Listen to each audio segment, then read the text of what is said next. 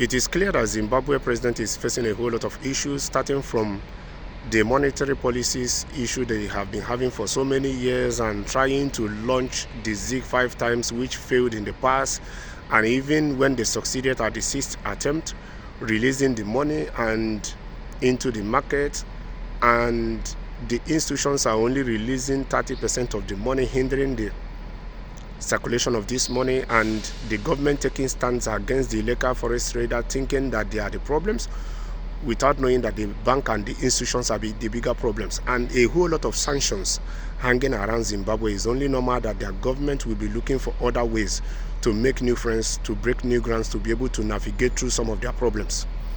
So President Emerson offered investors the vast mineral opportunities in Zimbabwe as he ups the ante in attracting the much needed investment to spur the ailing economy.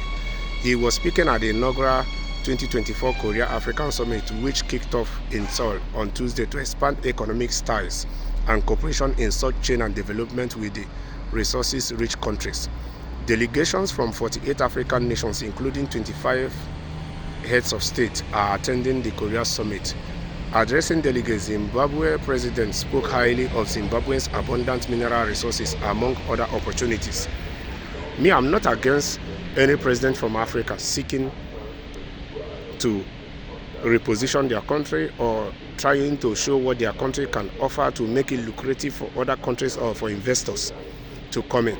But any project any African president is carrying out or portraying their country and is not centered on its people, it is not centered on the development of its people, on the progression of its people and the progression of that land, it means that that government is just selfish, self-centered, and they are just doing it to get a whole lot of money for the oligarchies in government to live a luxury life and for them to have enough to loot.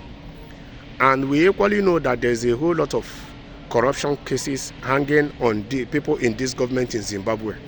But truth be told, it's equally understandable that most African countries are in this summit trying what they can do to get these concessional loans. But truth be told, we can see what has happened to many African countries in the past. Countries like Zambia, that has been restructuring debt for more than 3 years. For some countries like Ghana, that has been restructuring for 2 years. And so these African countries are supposed to draw lessons from all these loans, because these loans are just like the modern day invisible handcuffs or chains that these countries are putting in your hand.